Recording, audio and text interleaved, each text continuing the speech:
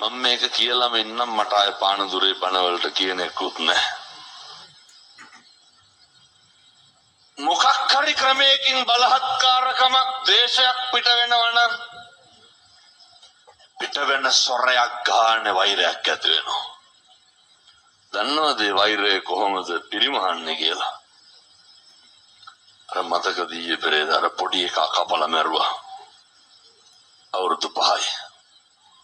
කවුද කැපුවේ? අම්මා. එන්නතනේ පියේ හැටියට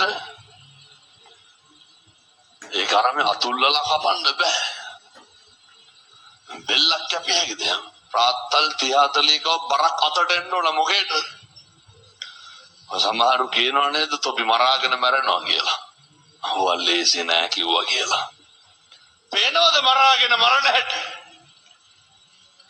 පුතා මරලා අම්මා මැරුණා. වෛරය කෙලවර. මිනිස්සු කියනවා නේද ඔය කියන්නේ නැද්ද තොපි කනවා කියලා.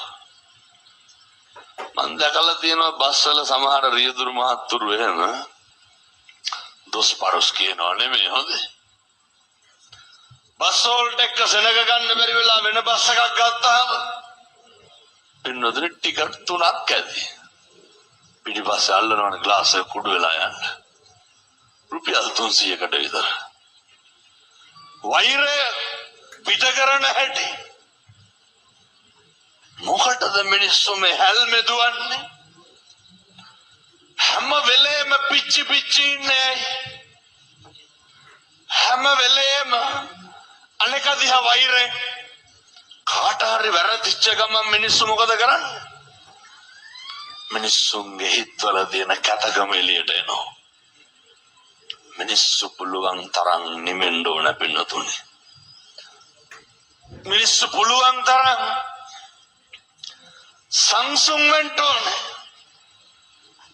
මිනිස්සුන්ට හොඳ ඉවසීමක් තියෙන්න ඕනේ. මේ කරුණු කාරණා නැති වුණොත් අත්වෙන ප්‍රතිඵලය මං ඊළඟට කියන්න.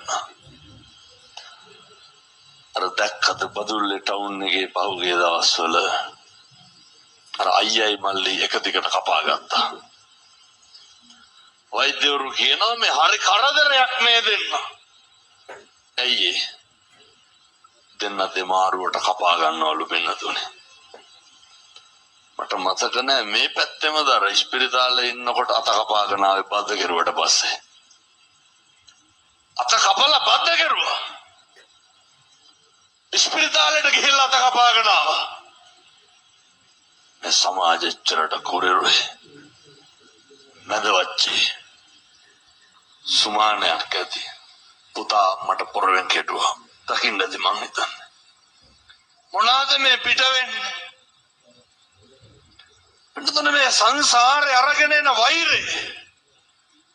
මං යෝජනා කරන්නේ ඒකයි. මරෙන්න කලින් වෛරය නවත්තන්න. මේකේ පිරිමහන්න දෙයක් නැහැ. ඉදිරිවාදිකම් පිරිමහන්න දෙයක් නැහැ. වෛරකාරකම් පිරිමහන්න දෙයක් නැහැ.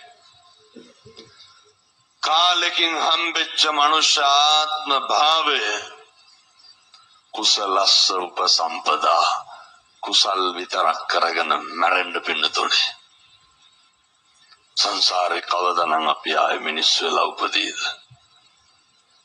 සංසාරේ කවදා මේ වගේ ධර්මාසනයක් ඉදිරි ජීවමාන මගේ තථාගතයන් වහන්සේ ඉදිරියේ වැඩ ඉන්නාසේ මහා සංඝ රත්නය ඉදිරියේ ඉඳගෙන කවදානම් පින්නතුනි පන්සිල් අරගෙන බණ අහන්නද?